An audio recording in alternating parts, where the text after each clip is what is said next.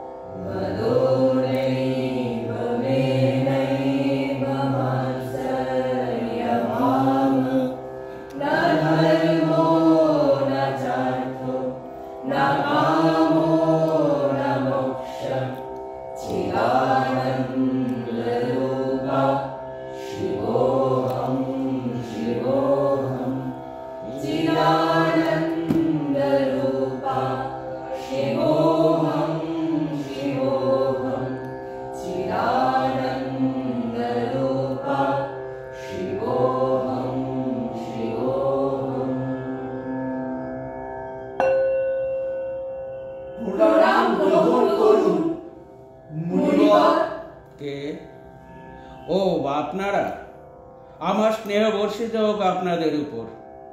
বলুন ঋষিগণ, কি কারণে আপনারা আমার কাছে উপস্থিত হয়েছেন? মুনিবর, যবে থেকে আপনি নাট্যশাস্ত্রের রচনা করেছেন তবে থেকে আমাদের মনে বহু প্রশ্ন জেগেছে।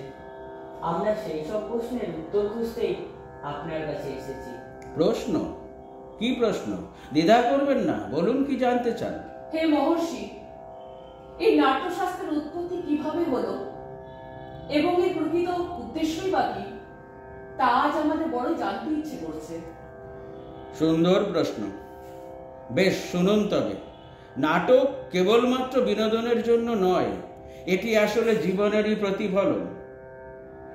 মানুষ যখন কাম, ক্রোধ ও লোভে অন্ধ হয়ে পড়ে, নীতি, ধর্ম, আদর্শ এই সমস্ত কিছু ভুলে গিয়ে অসততার দিকে ধাবিত হয়, ঠিক তখন স্বর্গের দেবগণ ব্রহ্মার কাছে গিয়ে আবেদন করেন, হে প্রভু, এমন কিছু একটা সৃষ্টি করুন যা মানুষ কানে শুনতে শুনতে তা যেন দেখতেও পারে, যা তাদের সৎপথে ফিরিয়ে আনতে পারে। এমনই নতুন কোনো এক বেদ। কিন্তু মুনিবর, আমাদের আদি চতুর্বেদ তো জ্ঞানের ভান্ডার, সেখানেই তো জগতের সমস্ত রহস্য লুকিয়ে আছে। তাহলে আমরা একটা নতুন বেদ তৈরি হলো কেন? প্রয়োজন হলো এই কারণে, যাতে এটি সকল মানুষের কাছে সহজবোধ্য হয়।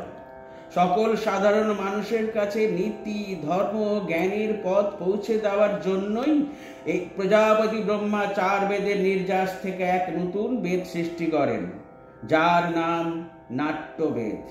4 বেদের নির্যাস?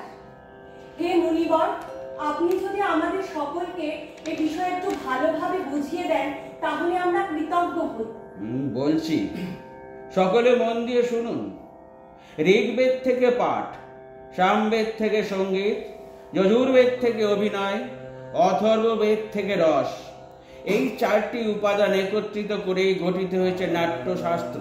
বাহ, এই তথ্য তো আমাদের জানা ছিল না। এই তথ্য শুনে আমরা সকলে প্রীত হলাম। কিন্তু মুনিবর, আমাদের একটা প্রশ্ন, এই নাটক বা নাট্যশাস্ত্র কি শুধুমাত্র দেবতাদের জন্যই তৈরি হয়েছিল? না না, তা একদমই নয়। নাট্যশাস্ত্র বা নাটক সৃষ্টির পর কোনো এক সময় দানবেরা উত্তেজিত হয়ে প্রজাপতি ব্রহ্মার নিকটে গিয়ে জিজ্ঞাসা করেন, হে ব্রহ্মা, নাট্যবেদ বা নাটক কি শুধুমাত্র দেবতার জন্য সৃষ্টি করেছেন? আমরা কি এই নাট্যকলা থেকে বঞ্চিত থাকব? তখন ব্রহ্মা তাদের বললেন, তোমরা উত্তেজিত হও না।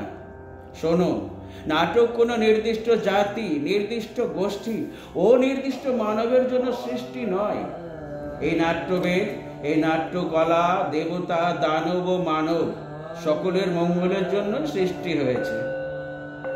আচ্ছা মুনিবর, নাটক শুধুমাত্র বিনোদন, নিখাত আনন্দ মাত্র? না, নাটক কেবলমাত্র বিনোদন নয়, এ হলো সমাজের দর্পণ। এই নাটক ক্লান্ত হৃদয়কে শান্ত করে, যন্ত্রণা দূর করে। এতে সকল শাস্ত্র, জ্ঞান, কর্ম, ধর্ম, শিল্পের সমাহার রয়েছে। এমন কোনো জ্ঞান নেই, এমন কোনো কর্ম নেই যা এই নাট্যে নেই। মুনিবর, এতক্ষণ আপনার কথা শুনে যা বুঝতে পারলাম, এই নাট্যকলা বা নাটকের মধ্যে এই বিশাল সৃষ্টি জগতের যা কিছু ভালো সব বিদ্যমান, তাই তো? হ্যাঁ, আপনার অনুধাবন সম্পূর্ণ সঠিক। নাটক হলো সকল কলার উৎস, সকল কলার মিলনস্থল বটে। মণিবর, তাহলে তো দেখছি নাট্যশিল্প খুবই প্রয়োজনীয়। এটি বেঁচে থাকার মতোই অপরিহার্য। তাহলে সমাজ কেন এটিকে গুরুত্ব দেয় না? কেন নাট্যশিল্পীদের প্রয়োজনীয় সম্মান আর সহায়তা দেওয়া হয় না? আপনার কথার যথেষ্ট যথার্থতা আছে।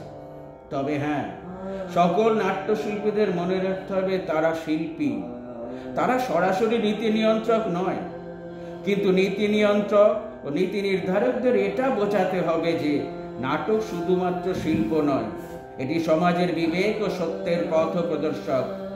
নাট্যশিল্প জাতি, ধর্ম, ভৌগোলিক সীমানার ঊর্ধ্বে উঠে সর্বদা মানবতার কথা বলে। এই নাট্যশিল্পই সমাজের পরিবর্তন আনতে পারে, সাম্য ন্যায়ের বাণী প্রচার করে। একমাত্র নাট্যশিল্পই পারে এই পৃথিবীকে শান্তি ও সুখের স্বর্গে পরিণত করতে। সত্য বচন মণিবর।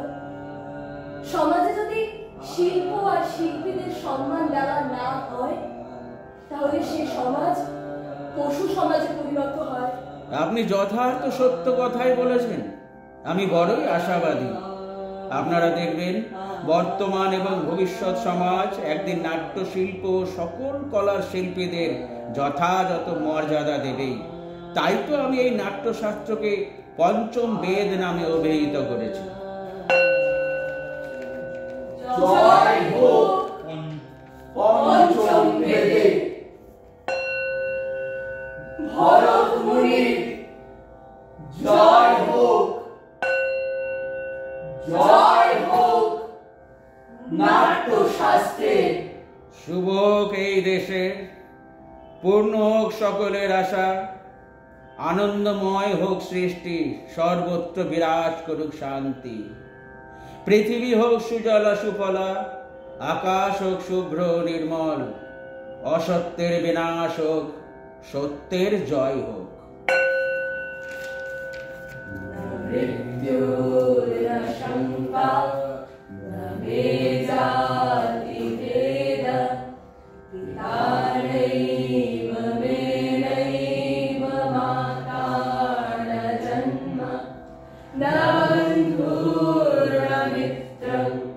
Guru